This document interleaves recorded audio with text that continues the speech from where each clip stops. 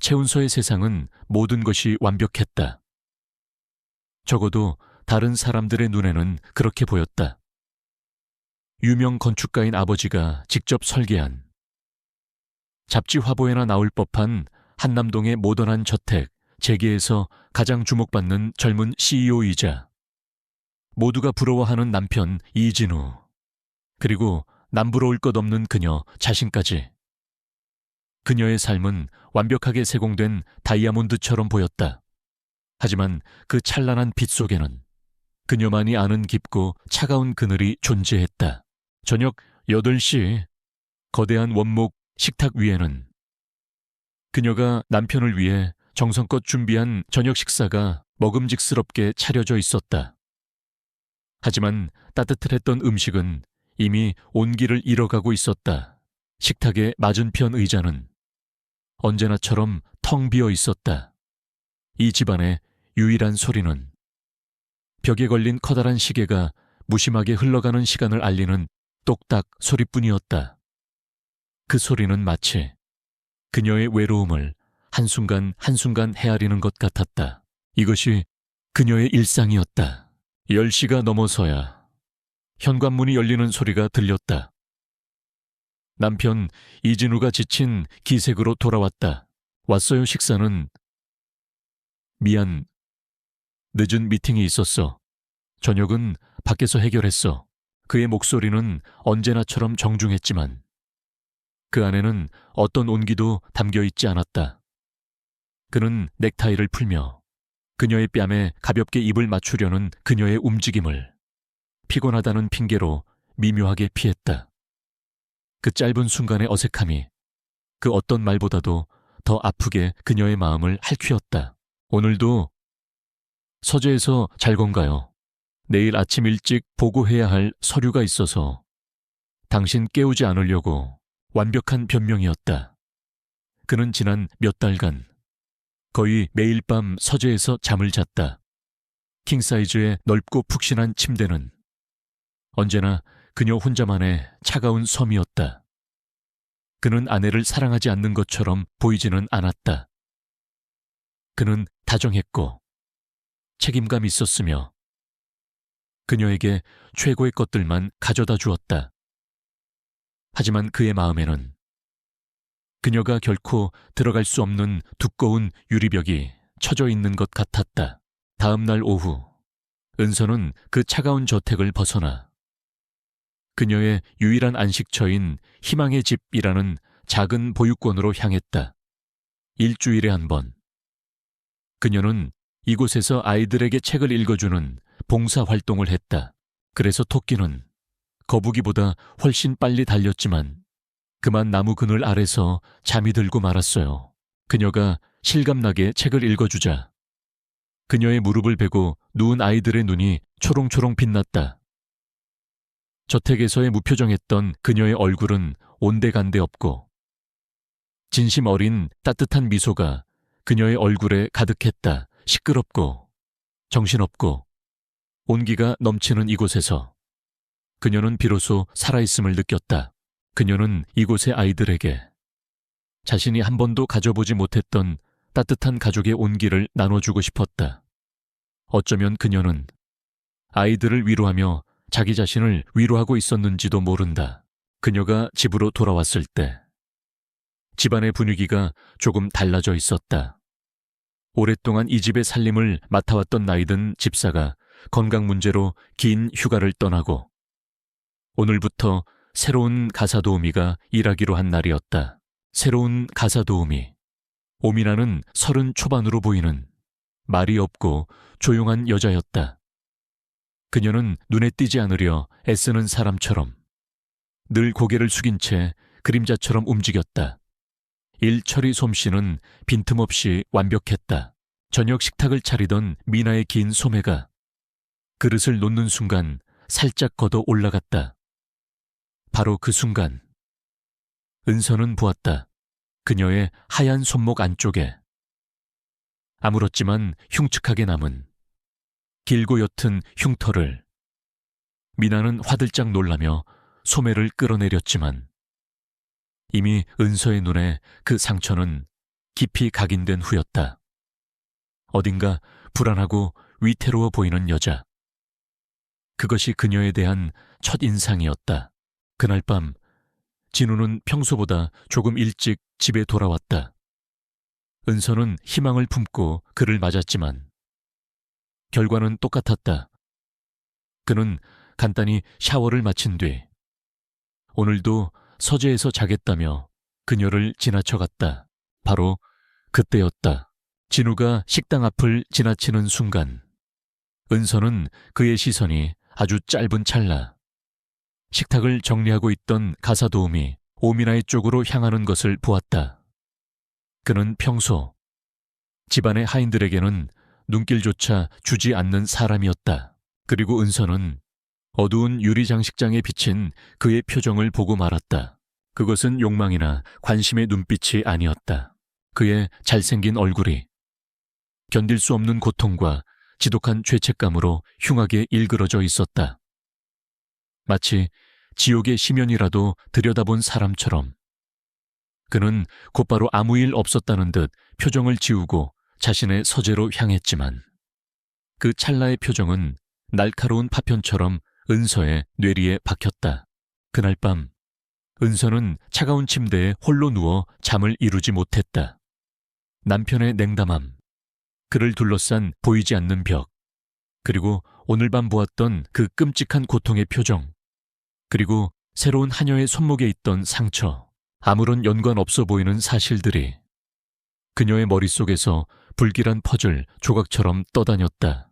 처음으로 그녀의 완벽했던 세상에 의심이라는 이름의 균열이 가기 시작했다.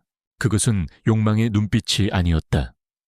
그것은 지옥을 엿본 자의 눈빛이었다. 그리고 그녀는 그 지옥이 자신의 가장 가까운 곳에 있다는 끔찍한 예감에 휩싸였다. 세 번째 결혼기념일 아침, 최은서는 아주 오랜만에 작은 희망을 품으며 눈을 떴다. 그녀의 머리맡, 차가운 대리석 협탁 위에는 그녀가 가장 좋아하는 순백의 칼라 찰나 한 송이가 놓여 있었다. 그리고 그 옆에는 남편 이진우의 필체가 담긴 짧은 메모가 있었다. 오늘 저녁은 오직 우리 둘만을 위해 유갑시까지는 집에 들어갈게. 그것은 아주 작은 변화였지만 메말라가던 은서의 마음에 담비와도 같은 것이었다. 그녀는 지난 몇 달간 잃어버렸던 남편의 온기를 오늘 밤에는 되찾을 수 있을지도 모른다는 기대감에 휩싸였다. 전지적 시점의 서술은 그 메모를 쓰는 진우의 고뇌를 비추었다. 그것은 아내를 향한 미안함이자 동시에 자신을 올가매는 지옥 같은 현실에서 벗어나고 싶은 처절한 몸부림이었다. 그날 하루 은서는 설레는 마음으로 저녁을 준비했다. 그녀는 집안의 모든 도우미들에게 휴가를 주었다. 오직 그녀와 그 두 사람만을 위한 완벽한 저녁을 제 손으로 만들고 싶었다. 평소에는 적막하기만 했던 거대한 주방이 오랜만에 생기로 가득 찼다. 감미로운 클래식 음악이 흘러나왔고 오븐에서는 맛있는 로스트 치킨 냄새가 퍼져나갔다. 그녀는 그가 가장 좋아하는 와인을 준비했고 결혼식 때 입었던 우아한 실크 원피스로 갈아입었다. 차갑게 식어있던 집에 모처럼 따뜻한 온기가 돌았다.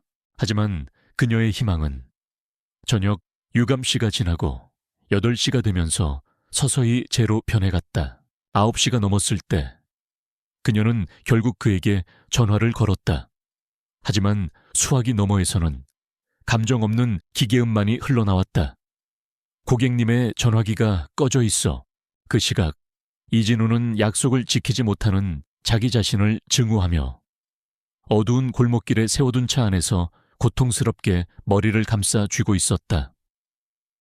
바로 1시간 전 그에게 한 통의 전화가 걸려왔다. 발신자는 그의 모든 것을 쥐고 흔드는 악마. 마동철이었다. 그는 더 많은 돈을 요구했고 오늘 밤 당장 가져오지 않으면 네 예쁜 아내에게 모든 진실을 알려주겠다고 협박했다. 진우는 아내와의 소중한 약속과 그녀를 지켜야 한다는 절박함 사이에서 완벽하게 발이 묶여버렸다. 자정이 넘은 시간, 은서는 결국 모든 것을 포기했다. 아름다웠던 음식은 차갑게 식어버렸고 촛대의 촛농은 눈물처럼 굳어 있었다. 그녀는 화려했던 원피스를 벗어 던지고 편안한 실내복으로 갈아입었다. 가슴 한구석이 텅 비어버린 듯한 지독한 공허함이 그녀를 덮쳤다. 그녀는 불 꺼진 침실의 창가에 서서 멍하니 밤의 정원을 내려다보았다. 바로 그때였다. 정원 깊숙한 곳에서 희미한 흐느낌 소리가 들려왔다. 그리고 익숙한 남자의 낮은 목소리도 호기심과 불길한 예감, 두 가지 감정이 그녀를 이끌었다. 그녀는 숨을 죽인 채 거대한 침실 창문 아래로 시선을 고정했다.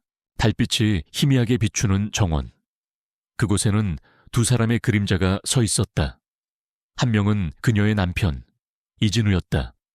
그리고 다른 한 명은 낮고 조용하게만 보였던 새로운 가사도우미, 오미나였다. 은서는 자신의 눈을 의심했다. 이 시간에. 두 사람이 저곳에서 무엇을 하고 있는 것일까?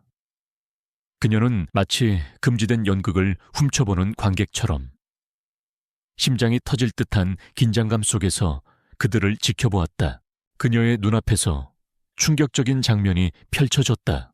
진우가 두툼한 흰 봉투 하나를 민에게 건넸다. 미나는 떨리는 손으로 그것을 받아들고 고개를 숙인 채 서럽게 울기 시작했다. 그리고 진우는 그녀가 그토록 원했던 그 다정한 손길로 미나의 어깨를 감싸 안으며 그녀를 위로하고 있었다. 멀리서 보는 은서의 눈에 그 모습은 더없이 다정하고 은밀한 연인의 모습, 그 이상도 이하도 아니었다. 은서의 입에서 소리 없는 탄식이 터져 나왔다. 그 순간 지난 몇 달간 그녀를 괴롭혔던 모든 의문의 조각들이 가장 끔찍한 그림으로 완성되었다. 남편의 냉담함, 매일 밤 서재에서 잠을 자던 그의 행동, 가사도우미의 손목에 있던 상처, 그리고 그녀를 볼 때마다 죄책감으로 일그러지던 그의 표정까지. 그것은 아내에 대한 미안함이 아니었다. 자신의 불륜을 들킬까봐 두려워하는 추악한 위선자의 얼굴이었던 것이다. 그가 건넨 돈은 그녀와의 더러운 관계에 대한 대가이거나 혹은 입막음용이었으리라. 은서의 세상이 발 디딜 곳 없이 무너져 내렸다.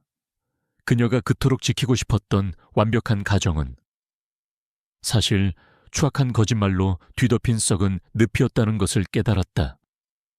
그녀의 사랑과 믿음은 가장 잔인한 방식으로 배신당했다. 그녀는 창문에서 뒷걸음질 쳤다. 온몸이 사시나무처럼 떨렸다. 하지만 그녀의 눈에서는 눈물이 흐르지 않았다. 슬픔이 너무나 크면 오히려 눈물이 나지 않는 법이다. 대신 그녀의 눈동자 속에서는 차갑고 단단한 무언가가 자리 잡기 시작했다. 기다리는 아내, 사랑을 갈구하던 약한 여자는 방금 이 자리에서 죽었다.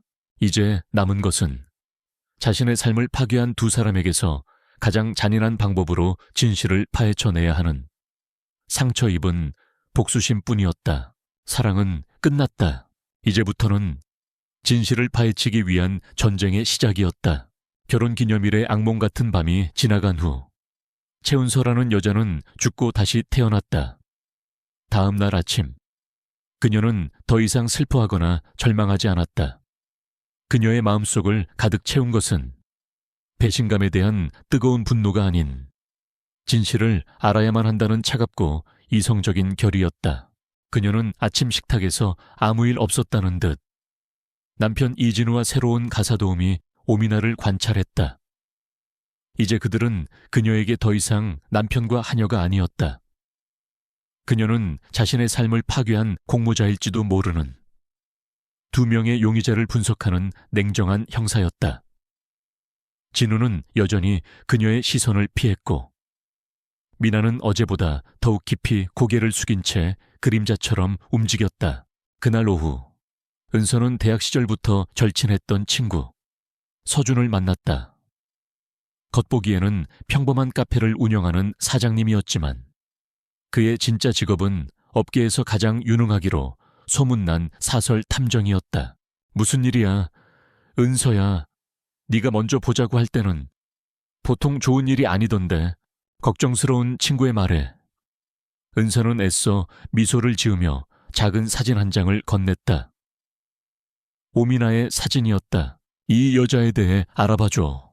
그녀의 목소리는 차분했지만 그 안에는 강철 같은 단호함이 서려 있었다. 과거, 가족, 은행 계좌, 먼지 한 톨까지 전부 다 내가 알아야겠어. 서준은 친구의 고통을 직감했지만 더 이상 묻지 않았다. 그는 사진을 받아들고 조용히 고개를 끄덕였다. 알았어. 최대한 신속하고 조용하게 처리할게. 믿음직한 지원군을 얻은 은서는 이제 자신의 집 안에서 또 다른 증거를 찾아 나서기 시작했다. 기회는 며칠 뒤 예상치 못한 형태로 찾아왔다. 낡은 저택의 지하 보일러실에서 수도관이 터지는 사고가 발생한 것이다. 순식간에 지하 창고는 차가운 물로 가득 찼다.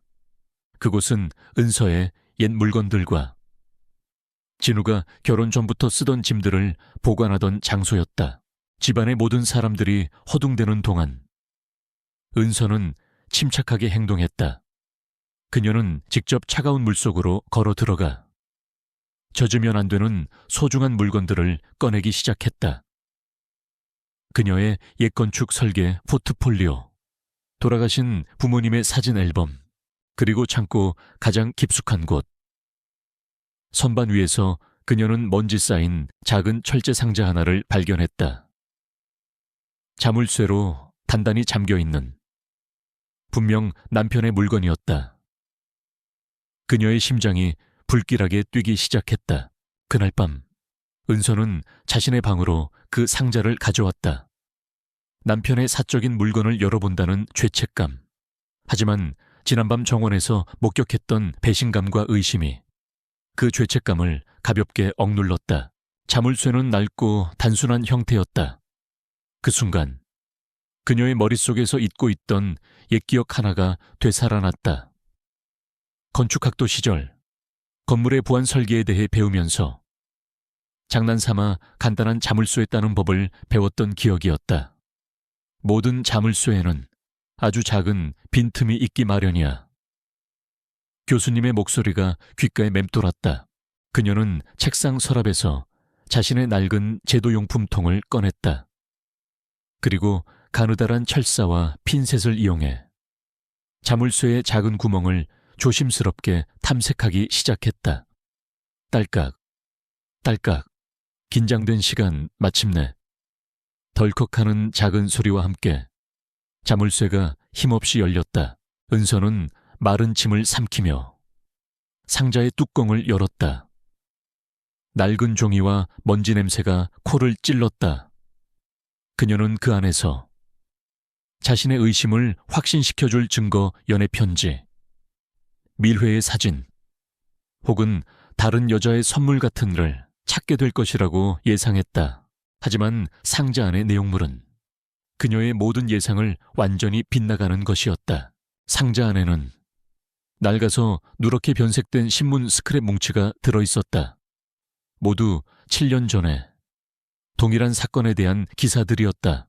강변북로 뺑소니 사망사건, 운전자는 어디에, 20대 여성, 뺑소니 차량에 치여 현장에서 즉사, 목격자 없어, 수사 난항, 끔찍한 교통사고 기사, 그리고 그 아래 은서의 피를 차갑게 식게 만든 또 다른 물건이 있었다. 빛바랜 사진 한 장, 사진 속에는 지금보다 훨씬 젊고 앳된 모습의 이진우가 세상에서 가장 행복한 미소를 지으며 서 있었다.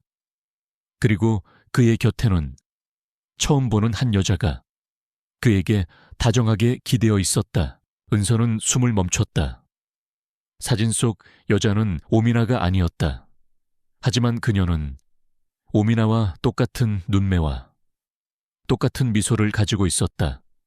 마치 자매처럼 머릿속이 하얘졌다. 외도, 뺑소니 사고, 그리고 가사도우미와 똑같이 생긴 죽은 여자. 이 모든 것들이 대체 무슨 연관이란 말인가? 그녀가 찾고 있던 것은 단순하고 추악한 배신의 증거였다. 하지만 그녀의 손에 들린 것은 그보다 훨씬 더 거대하고 어둡고 비극적인 비밀의 시작을 알리는 단서들이었다.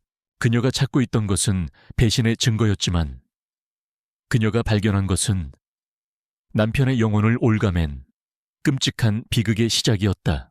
최운서는 며칠 동안 잠긴 상자에서 나온 낡은 기사와 사진 조각들을 맞추며 밤을 새웠다. 머릿속은 수만 가지의 가설로 뒤엉켜 혼란스러웠지만 그 어떤 것도 명확한 답을 주지 못했다. 그녀는 친구 서준의 연락만을 애타게 기다렸다. 마침내 서준이 어두운 표정으로 그녀를 찾아왔다. 그는 들고 온 서류철을 테이블 위에 올려놓으며 무겁게 입을 열었다. 은서야, 마음 단단히 먹고 들어. 서준이 펼쳐놓은 진실은 은서가 상상했던 그 어떤 불륜극보다 훨씬 더 잔인하고 비극적인 것이었다. 사진 속 여자, 이름은 오수진, 가사도우미 오미나의 친언니야. 서준의 말에 은서의 심장이 쿵 하고 내려앉았다.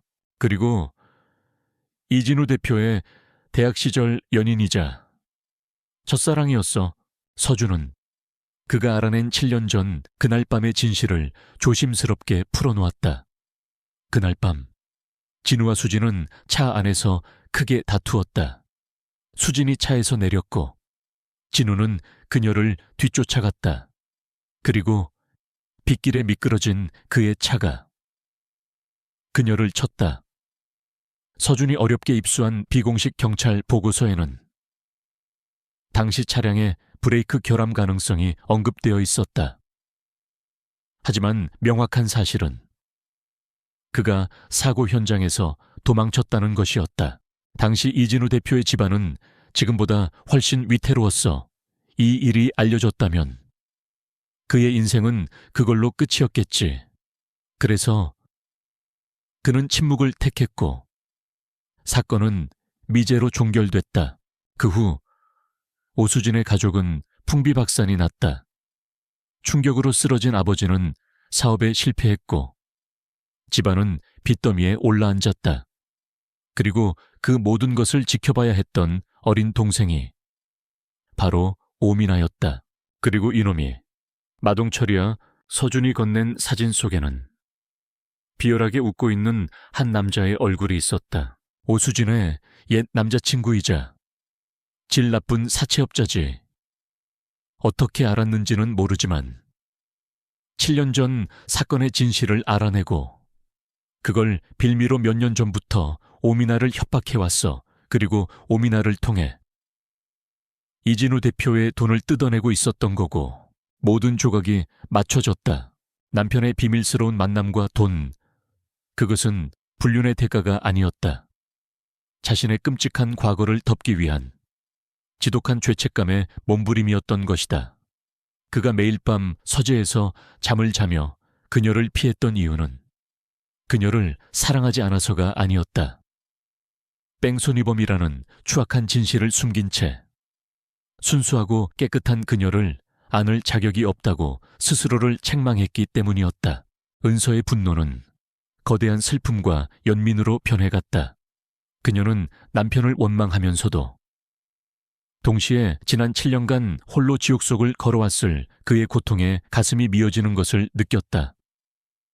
그녀가 알던 완벽한 남편은 사실 깊은 상처를 숨긴 채 위태롭게 서 있던 한 명의 연약한 인간일 뿐이었다. 그녀가 그 거대한 진실의 무게에 짓눌려 있던 바로 그 순간이었다.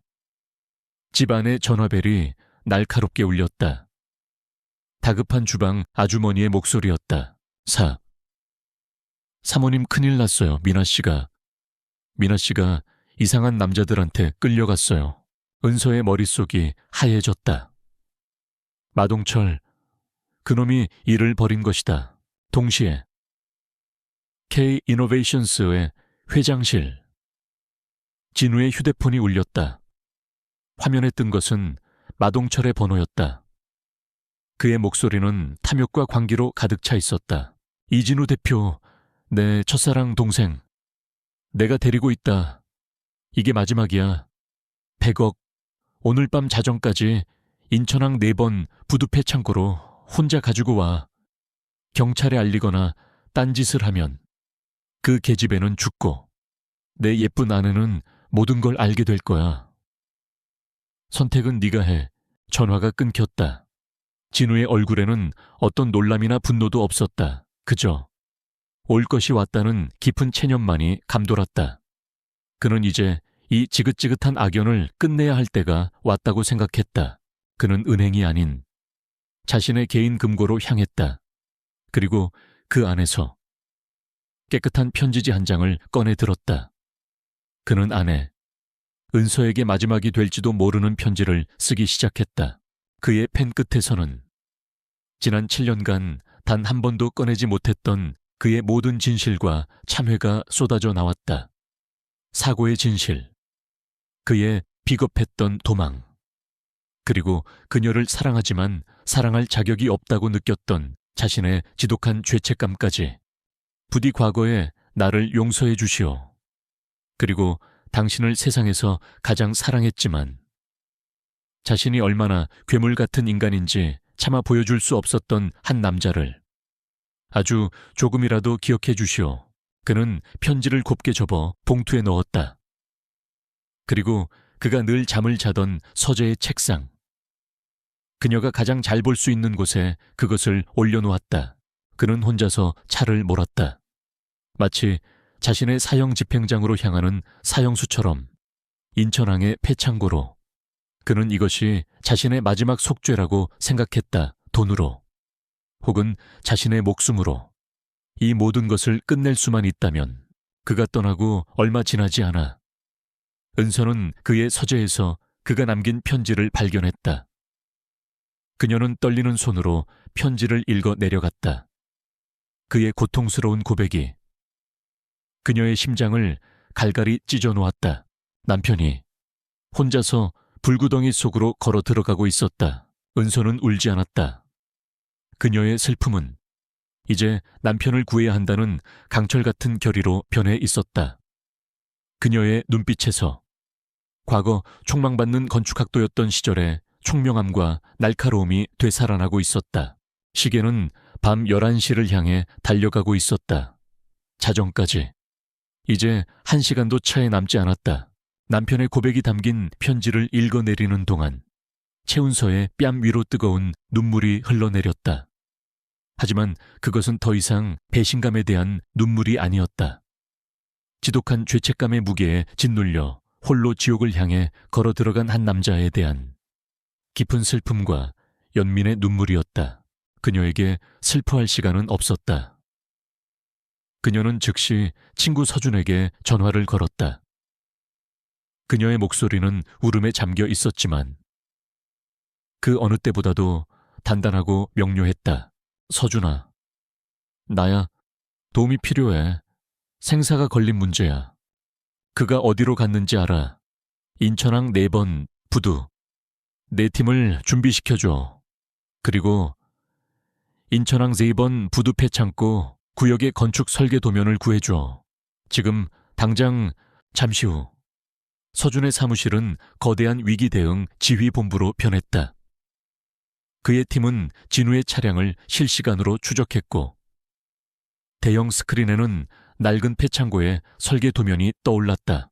전화기 너머 은서의 목소리는 더 이상 슬픔에 잠긴 아내의 것이 아니었다.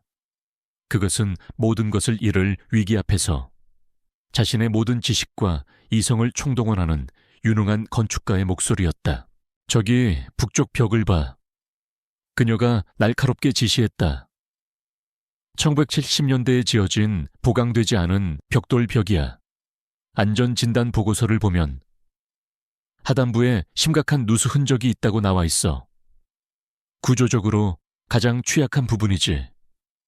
그곳에 작은 폭발 충격만 줘도 연쇄 붕괴 없이 그 부분만 무너뜨릴 수 있어. 그녀는 경찰에 신고하는 대신 다른 계획을 세웠다.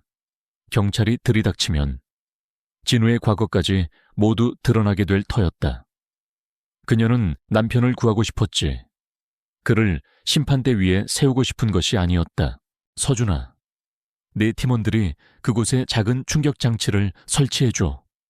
내 신호가 떨어지면 최대한 큰 소음과 혼란을 일으켜줘. 그리고 동시에 대규모 마약 거래가 이루어지고 있는 것 같다고 경찰에 익명으로 제보해. 우리가 소란을 피운 뒤 5분 후에 경찰이 도착하도록. 그것은 위험하지만 정교하게 계산된 계획이었다.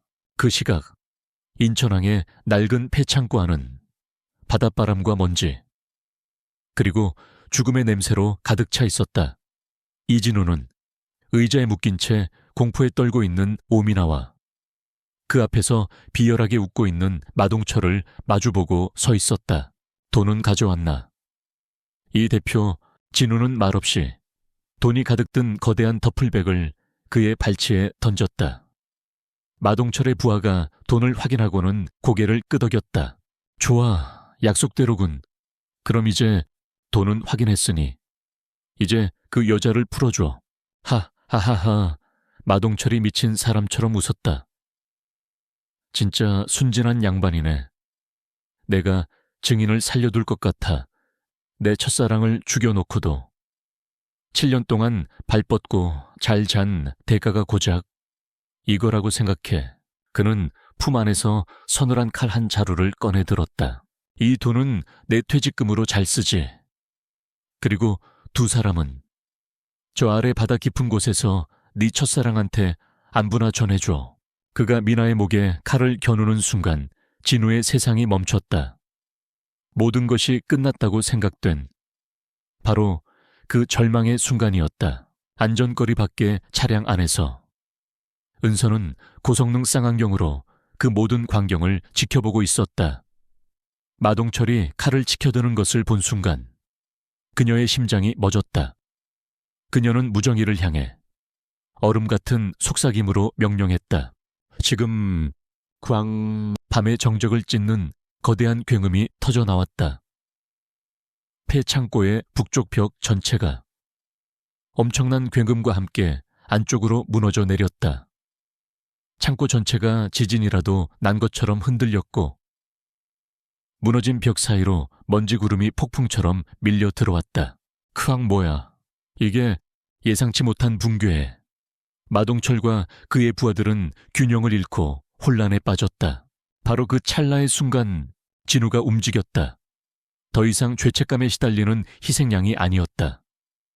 그는 아내의 동생을 지켜야 한다는 본능과 살아야 한다는 절박함에 지배된 한 마리의 맹수였다. 그는 마동철에게 달려들어 그의 손목을 꺾고 칼을 빼앗았다. 창고하는 순식간에 처절한 격투장으로 변했다. 그리고 곧 요란한 사이렌 소리가 밤의 공기를 갈랐다. 창고는 순식간에 경찰차의 경광등 불빛으로 가득 찼다.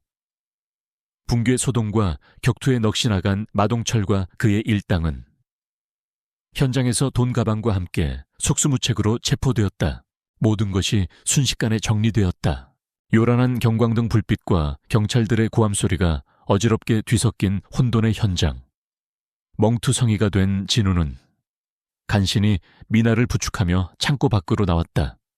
그는 무너진 벽 너머 어둠 속을 응시했다. 그리고 그는 그녀를 보았다. 은서가 그곳에 서 있었다. 경광등 불빛에 창백하게 질린 얼굴로.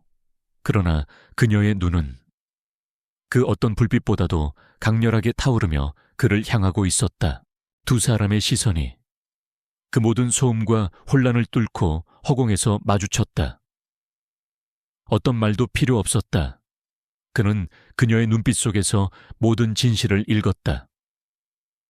그녀가 자신의 가장 깊고 추악한 비밀을 알게 되었다는 것을, 그리고 그녀가 자신을 비난하거나 버리는 대신 그의 지옥 한가운데로 직접 걸어 들어와 그를 구원해냈다는 것을. 수년간 그를 짓눌러 왔던 죄책감은 경멸이나 심판이 아닌 세상에서 가장 맹렬하고 지혜로운 사람과 마주하고 있었다. 외부의 전쟁은 끝났다. 하지만 이제 그들의 내면에서 무너진 관계의 폐허 위에서 훨씬 더 어려운 싸움을 시작해야만 했다. 경찰서에서 조사를 받고 나오는 길. 이진우와 최은서는 한마디 말도 없이 채 올랐다. 차 안의 침묵은 폐창고의 그 어떤 소음보다도 무겁고 고통스러웠다. 진우는 차마 아내의 얼굴을 볼 용기가 나지 않았다. 그는 이제 곧 자신의 인생과 결혼에 대한 마지막 심판을 받게 될 터였다. 은서는 창밖을 바라보며 지난 몇 시간 동안 겪은 지옥 같은 일들과 그보다 더 끔찍한 지난 7년간의 진실을 머릿속으로 정리하고 있었다. 집으로 돌아오는 길에 서준에게서 전화가 걸려왔다.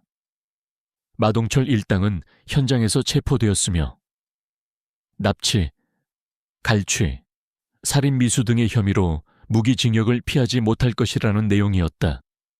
오민아는 안전하게 보호받고 있으며 곧 안정을 되찾을 것이라고도 했다.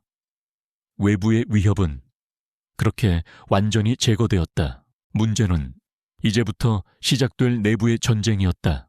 저택에 도착하자마자 진우는 은서의 앞에서 무릎을 꿇었다.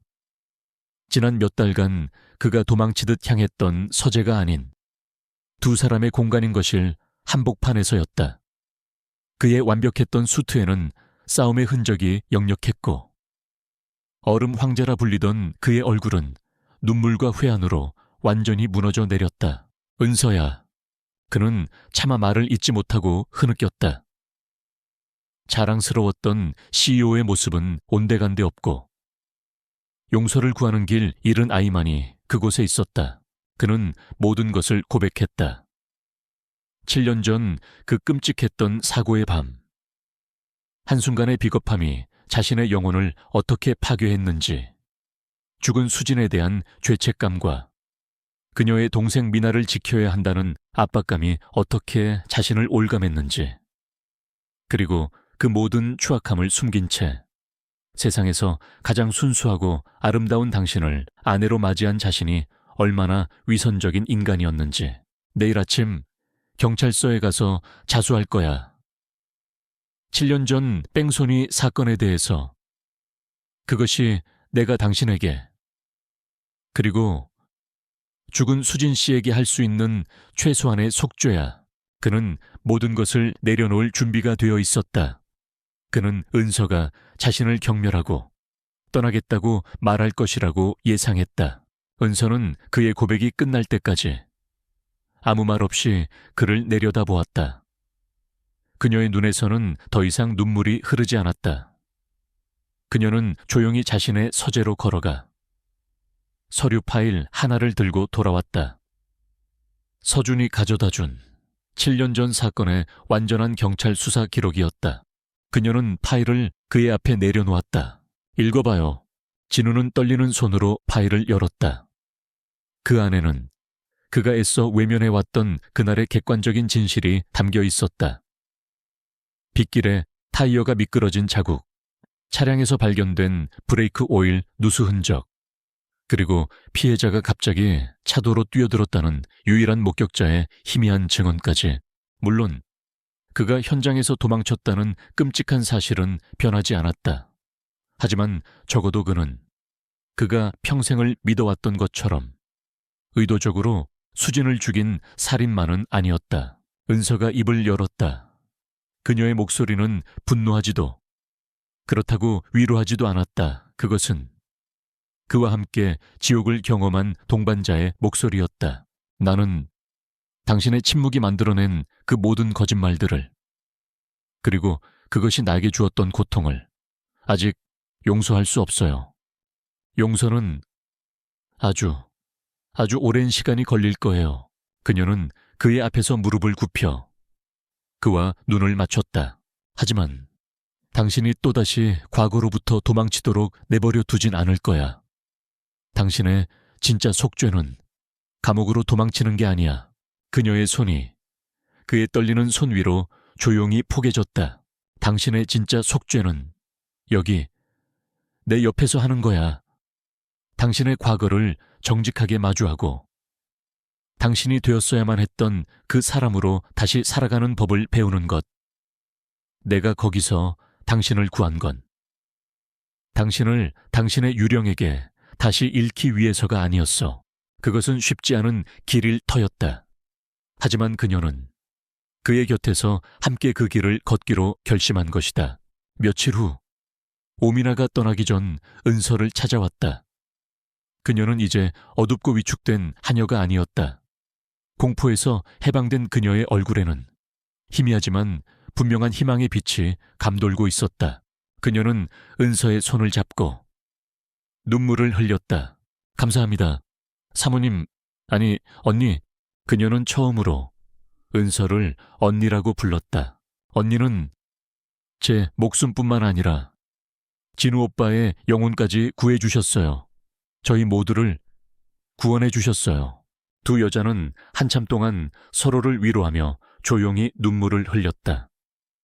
미나는 이제 아무도 자신을 모르는 작은 바닷가 마을에서 죽은 언니 목까지 열심히 살아가겠다고 약속했다.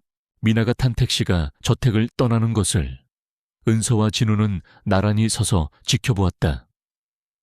그들의 인생에서 길고 길었던 한 챕터가 완전히 막을 내리고 있었다.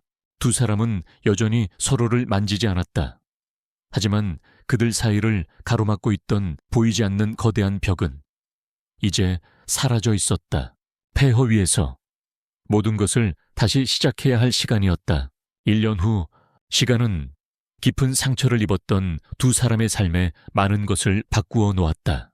이진우는 세상을 떠들썩하게 했던 그날의 약속을 지켰다. 그는 변호사와 함께 검찰에 자진 출두하여 7년 전 뺑소니 사건에 대한 자신의 모든 죄를 고백했다. 하지만 그의 고백은 대중의 비난이 아닌 의외의 존경을 불러일으켰다. 이미 공소시효가 지난 사건의 진실을 스스로 밝힌 그의 용기와 지난 7년간의 고통이 대중에게 알려지면서 그는 비겁한 뺑소니범이 아닌 과거를 책임지는 용기 있는 경영인으로 재평가받았다. 그는 법적인 처벌 집행유예와 사회봉사를 겸허히 받아들였고 사제를 털어 교통사고 피해자들을 위한 재단을 설립했다. 그의 진심 어린 속죄는 그를 더 단단하고 성숙한 사람으로 만들었다. 그리고 그의 곁에는 언제나 최운서가 함께했다. 두 사람의 결혼은 끔찍한 거짓 위에 세워졌던 과거를 허물고 이제는 고통스러운 진실이라는 가장 단단한 반석 위에서 새롭게 피어나고 있었다. 그해 가을 서울 근교의 작은 공원 하나가 문을 열었다. 공식적인 명칭은 교통사고 희생자들을 위한 추모공원이었지만 사람들은 그곳을 치유의 정원이라고 불렀다. 그곳은 슬픔을 전시하는 공간이 아니라 남겨진 이들의 아픔을 보듬고 새로운 희망을 이야기하는 따뜻하고 아름다운 공간이었다. 그리고 이 특별한 공간을 설계한 사람은 건축가로 세상에 다시 돌아온 최운서였다. 그녀는 치유의 공간이라는 이름의 작은 건축 사무소를 열고 자신의 재능을 상처 입은 사람들을 위한 공간을 만드는데 쏟아붓고 있었다. 공원의 개장식 날, 은서는 화려한 옷 대신 단정한 정장 차림으로 단상에 섰다. 그녀는 자신의 설계에 대해 길게 설명하지 않았다. 대신 그녀는 모든 상실의 아픔을 겪은 이들에게 작은 위로의 말을 건넸다. 이곳에 심어진 나무들은 슬픈 기억을 상징합니다. 하지만 이 나무들은 죽은 것이 아니라 매년 봄마다 새로운 싹을 틔우며 우리에게 희망을 이야기할 것입니다. 이 작은 시냇물은 우리가 흘렸던 눈물을 상징합니다. 하지만 이 물은 고여 썩지 않고 끊임없이 흘러 평온의 연못으로 향하며 우리에게 정화와 위안을 줄 것입니다. 부디 이곳에서 마음껏 슬퍼하시고 또한 새로운 시작을 위한 작은 용기를 얻어가시길 바랍니다. 그녀의 진심 어린 연설에 사람들은 뜨거운 박수를 보냈다. 청중들 뒤편에서 진우는 그런 아내의 모습을 자랑스러운 눈으로 바라보고 있었다. 공식 행사가 끝나고 사람들이 모두 떠나간 공원에 노을이 내리기 시작했다. 진우는 조용히 아내에게로 다가갔다. 두 사람은 이제는 부부의 일상이 된 편안한 침묵 속에서 그녀가 만든 아름다운 공원을 함께 걷기 시작했다. 그들은 희생자들의 이름이 새겨진 기억의 벽을 지나 눈물의 시냇물을 따라 희망의 숲에 이르렀다. 그곳은 그녀의 말처럼 슬픔과 치유, 그리고 희망이 공존하는 공간이었다. 두 사람은 평온의 연못이 내려다 보이는 벤치에 나란히 앉았다. 진우가 먼저 조용히 입을 열었다. 수진 씨도 이곳을 좋아할까? 그의 목소리에는 더 이상 과거의 지독한 죄책감이 아닌 편안한 그리움이 담겨 있었다. 그는 이제 자신의 과거를 정면으로 마주볼 수 있게 된 것이다. 은서는 그의 손을 부드럽게 감싸 쥐었다. 분명 그럴 거예요. 이곳은 끝이 아니라 새로운 시작을 위한 공간이니까. 두 사람은 말없이 서로를 바라보았다. 그들의 눈빛 속에는 함께 지옥을 건너온 동지애와 그 모든 것을 이겨낸 후 더욱 깊어진 사랑이 담겨 있었다. 그들의 침묵은 더 이상 차갑고 텅 빈 것이 아니었다. 세상 그 어떤 말보다도 따뜻하고 완전한 이해로 가득 차 있었다. 저녁 노을이 그들이 함께 걷는 길 위로 길게 그림자를 드리우고 있었다. 추악한 진실은 그들을 파괴하는 대신 역설적으로 그들을 구원했다. 두 사람은 폐허 위에서 거짓 없는 진실과 서로에 대한 굳건한 믿음으로 더 단단하고 아름다운 사랑을 다시 지어 올린 것이다. 그들의 발자국이 노을빛으로 물든 공원의 길 위로 나란히 이어지고 있었다. 이야기꾼의 마지막 인사. 이야기는 여기서 막을 내립니다.